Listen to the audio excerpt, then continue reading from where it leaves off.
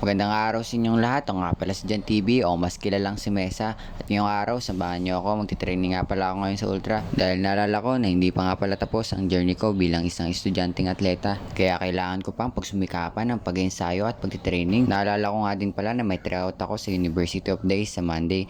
Kaya kailangan kondisyon ng ating mga katawan para makapag-perform tayo ng maayos. At baka sakaling pala rin tayong makuha sa pinakamataas na paaralan na pinapangarap ng mga karamihan. Kaya sa mga kabataan nangarap na makapag-aaral sa mataas na universidad, huwag kayong sukong abutin ang mga pangarap nyo. Dahil alam ko na malayo pa ang mararating nyo higit pa sa pinapangarap nyo. At yun na nga guys, tapos na nga pala ako magpedyas dito. Sobrang haba na rin pala ng nasabi ko. Kaya tara, samahan nyo ako at babiyahe na nga pala ako papuntang Ultra. Nga pala guys, alas 9 na nga pala to. Late na nga pala akong nagising dahil sa sobrang pagod ng graduation namin kahapon. Inabot nga pala ng 7 oras. Nagsimula ng alas 12, alauna, alas 2, alas 3, alas 4, alas 5 hanggang sa umabot ng alas 6. At ayan na guys, nandito na nga pala ako naghihintay ng masasakyan patungo sa ating patutunguhan. At ayan, nakasakay na nga pala ako ng jeep. Sinakyan ko nga pala ang crossing ilalim papuntang Ultra. At ayun, nakababa na nga pala ako ng jeep at maglalakad na nga lang pala ako papunta sa loob ng Ultra. Kaya tara at samahan ninyo ako.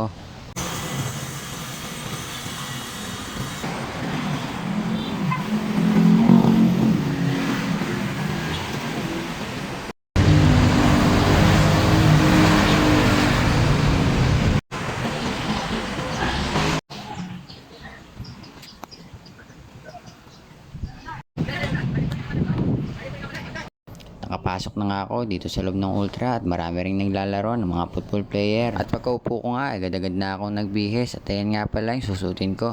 Gamit nga pala namin yan, nakaraang Batang Pinoy 2K24.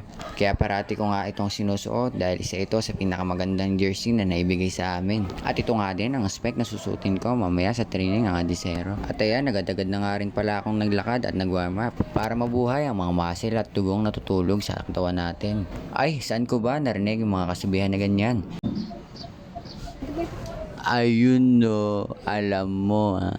At pagkatapos ko nga maglakad-lakad, agad-agad ko na inunat ang ulo, paa at tuhod ko. Para iwas sa injury at pananakit ng katawan pagkatapos tumakbo.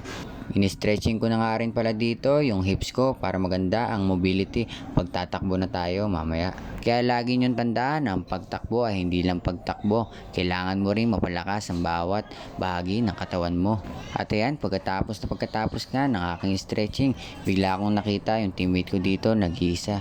Siya nga pala si Leijan, you can call him Kapuyan. At ayun, videoan ko rin daw siya. Sama ko daw siya sa video ko. At pagkatapos na mahabang kwentuhan namin ni Leijan, agad-agad na nga rin pala akong tumakbo. 3 laps nga lang pala yung warm up ko dito. Dahil may workout nga pala pinagawa sa amin si Coach Oensa. Makikita nga rin na napakabigat ko nga pala tingnan habang tumatakbo.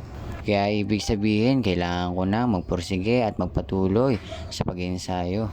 At ayan guys, malapit na nga pala matapos yung warm up ko. Si Leijan nga pala yung taga-video ko dyan. Maraming salamat tol sa pag-video. Pinapakita mo ang pagiging mabuting isang atleta. Saludo sa'yo, idol. So yun guys, yung si Mesa, nagja-jogging. Na ako ito, patayin tubig.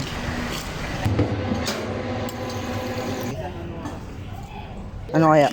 Sana kaya ang bagong saan yung next Batang Pinoy? Sana sa sana sa Davao. Para pupunta ako doon.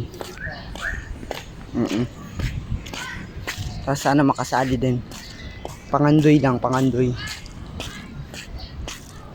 Mag-aampo lang ta sa Ginoo guys.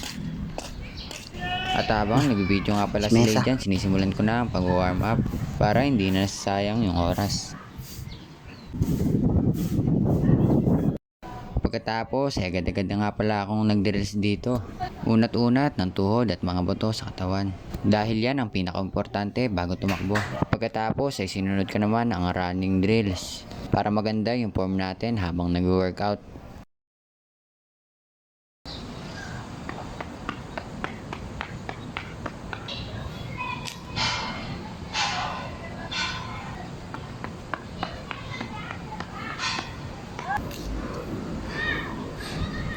At pagkatapos ko na mag-dress, agad-agad ko na nga palang hinumad yung medyas sa sapatos ko. Then magpapalit na ako ng spec na gagamitin ko mamaya sa workout. Ito nga pala ay Adisero Finest na nabili ko sa senior namin. Madalas ko na nga rin pala ito nagagamit. Nasanay na rin kasi ang mga paa ko sa paggamit nito. At saka mas naging komportable na rin. At saka pag ginagamit ko ito, para na akong si Superman na lumilipad habang tumatakbo. Kaya tara at subukan na natin gamitin ito.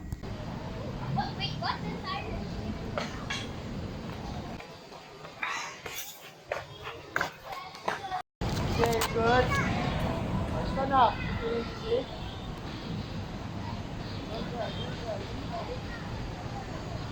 At pagkatapos ko naman tumakbo ng short sprint ay agad-agad naman ako tumakbo ng 400 meter break.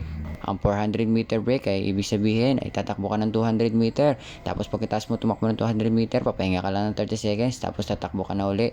Yun ang ibig sabihin ng 400 meter break sa track and field. Sinusubok dito ang speed endurance mo at kung gaano ka nga pala tatagal sa 400 meter. Masakit sa puwet at nakakangalay pero kakayanin para sa mga pangarap.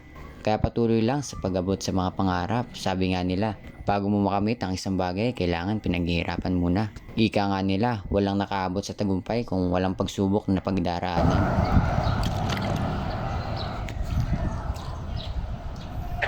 Shoutout ya, shoutout.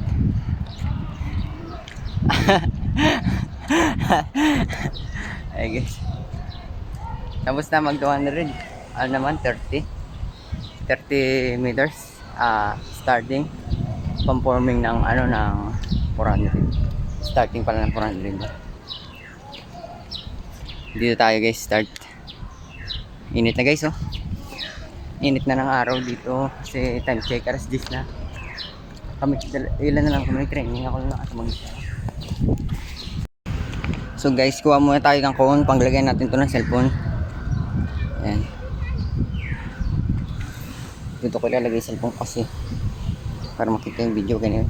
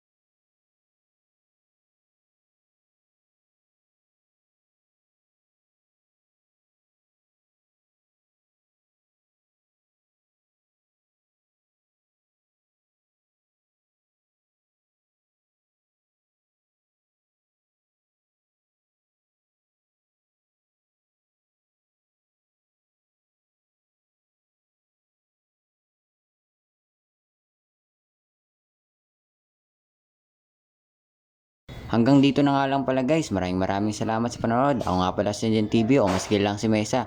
Wait for the part 2.